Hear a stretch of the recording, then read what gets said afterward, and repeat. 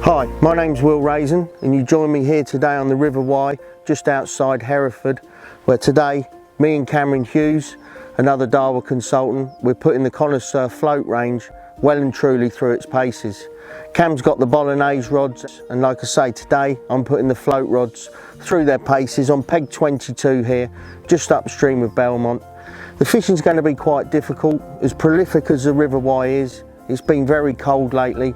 The water's clear and, like I say, quite cold. The fish are going to be quite hard to catch. I've come to this peg today not to try and target the roach or the dace, but the bigger fish. Try and catch a chub or two, and maybe even, if I'm lucky, hook a barbel. So like I say, I've got two rods set up for today's session. The first one is a 13-foot match Connoisseur, which I've got my standard waggler set up. This is going to be set just off bottom for running through. I'll be loose feeding casters just past middle, and this is set up for just running through off bottom.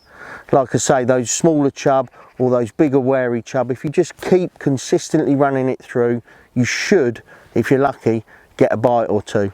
So like I say, I've got a 16-inch hook length of 0.13. Again, not too heavy, not too light, nice and a medium sort of setup. I can get a big fish in, but also in this clear water it does give me a chance of getting those 1 or 2 bites. I've got 3 number 8s staggered there, and then a couple of bulked number 8s, just to give me that little bit of weight to get down. You can still get an odd one on the drop, so I don't want to have it too positive. I don't want it all bulked down. Can still get an odd fish, like I say, on the drop, even if the fishing is very difficult. Just going on to the float, it's a 3 swan straight peacock, one of my favourite ones, quite a thick top, so I'm not going to be striking at any false indications if any debris happens to touch the line. Like I've already mentioned, it's a 13-foot Connoisseur match coupled with a 3000 TDX reel. Very important not to have a reel that's too big and bulky on a very nice slim light rod, especially when you're fishing like this on rivers where you're stood up, you're handling the rod 95% of the time, you're stood there with the rod in your hand, you're loose feeding, you're mending the line, you're casting. You need a nice light rod and a reel to suit. The main line on this is 5-pound Daiwa hyper sensor.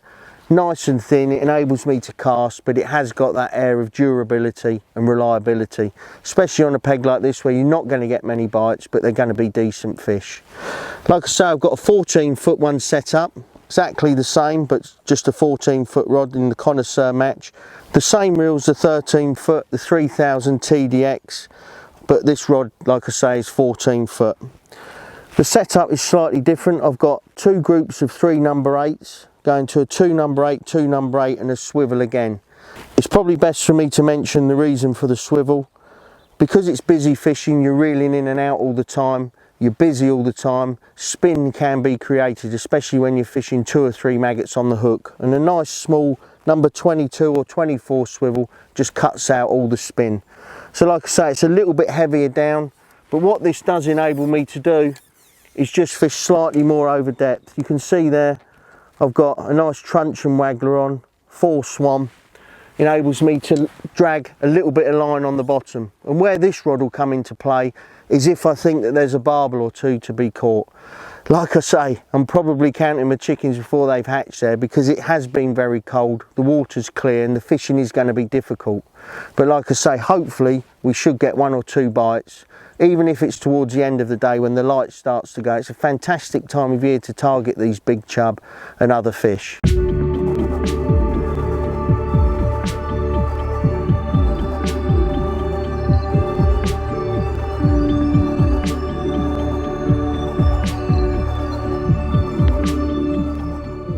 I just want to talk you through a bolo rod, really, because it's not like your traditional rod. You know, your traditional rods take apart 2, 3, 4 pieces depending on what length. Bolo rods are actually telescopic, and they've got some fixed and some sliding eyes. Obviously this one's the one I've been fishing with today, that one's set up, so I'll just show you on this one here. This is how they come, obviously varying lengths. This one's the 7 metre version, that's I've been fishing with the 6. Come with a cover on top. If you take that off there gently, that's how they come. So you can see they're all telescopic like that. Some have got, like I say, fixed eyes in place where they've been whipped onto the actual blank, and others have got the sliding eyes like that one there, so they just lock in place when you've got your rod set up. A feature I like on these Connoisseur rods is sometimes when you're fishing, the rods can be quite heavy and feel, when you've got certain reels on, feel a little bit out of place and a bit awkward to fish with. But these Connoisseur rods have actually, if you unscrew the end, they've got some counterbalance weights in the bottom there, so you can actually vary those depending on the size of your reel, or really just how you like fishing. Like sometimes people like it a little bit, you know, it feels a bit top heavy, so you add one of those on and away you go. So today I've been using the TDX 2506 reel with the rod, and I've actually left the weights as they are because it counterbalances absolutely brilliantly. I've not had any trouble at all, and I've probably been fishing 3 or 4 hours now, and you won't even notice I've been using a 6 metre rod all day.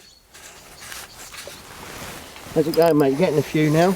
Yeah, took a little while, but starting to get a few bites now, yeah. Yeah, it can take a little while to come those days, can't they? Yeah, I mean, it's a big river, isn't it? There's plenty of, like, so there's only a few of us here today. Yeah. And it'll take a while for them to find the bait, innit? But kept introducing it, seems to be getting a few bites. Seems to be working. I think they're a bit switched onto noise and that, aren't they? When that ground bait comes Yeah, out, keep and they soon throwing find that it. in.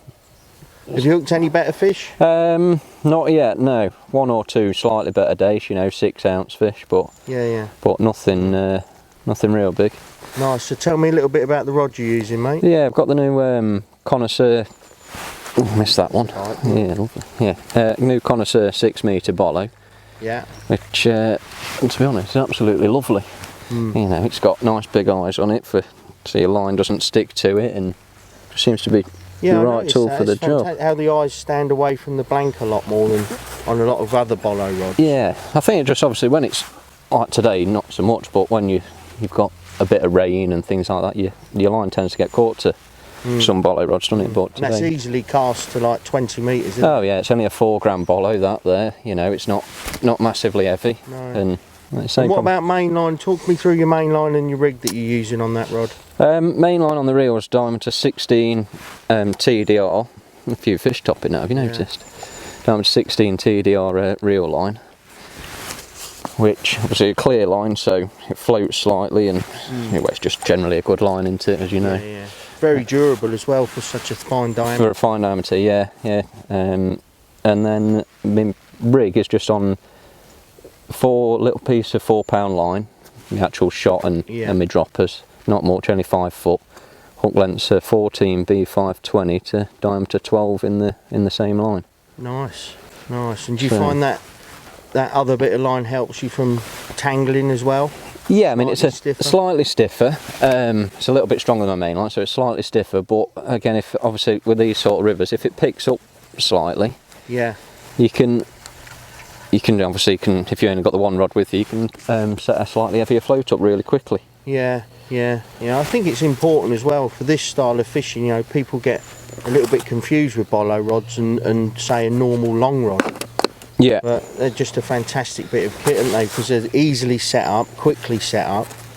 Yeah, I mean, there's nothing to them really. Obviously, once you've had a go, you'll find that it's a really enjoyable way of fishing, isn't it? But yeah, that's all it is. You know, nice you've got and simple, but again, effective. Yeah, 3 droppers and your Olivet, and away you go, really. Yeah.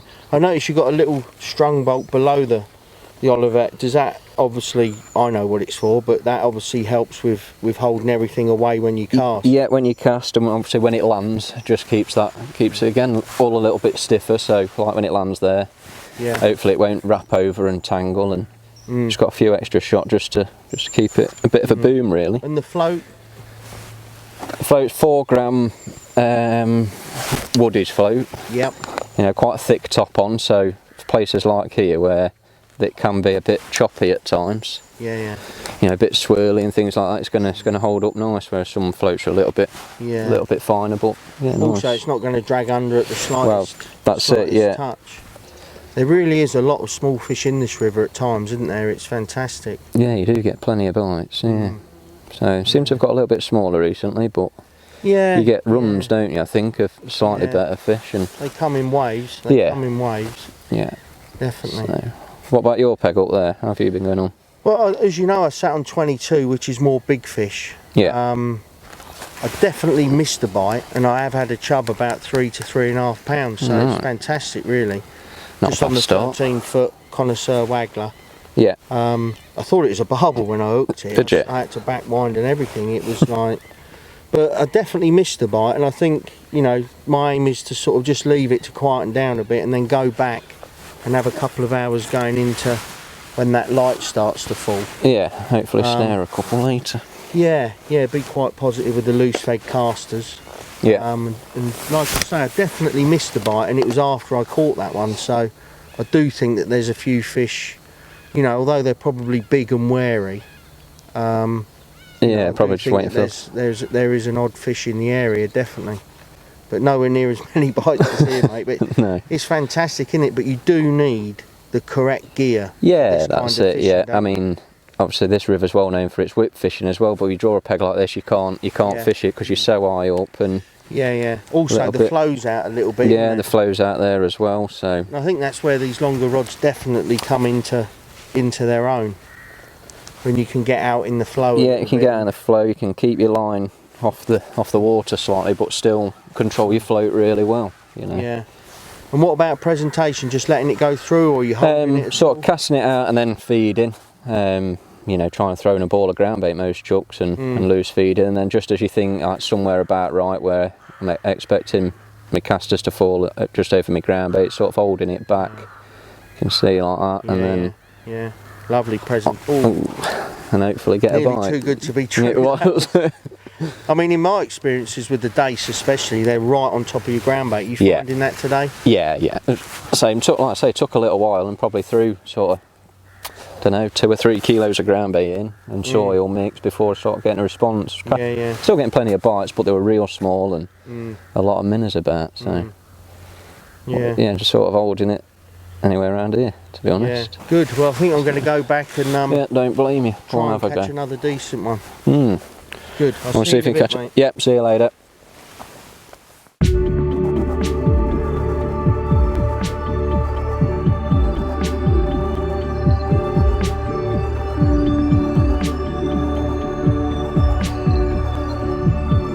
Well, there we go. Fantastic sport here on the Wye. Another decent chub. Hook's actually come out in the net. Good, close to £3. Absolutely fantastic fish. Pleasure to catch it on this river. Like I say, bites have been few and far between today. Odd chub, odd trout, but what a fantastic place to come and have a day with the Connoisseur rods. I'm going to pop this in the net, and I might even get a couple of casts in before it gets dark.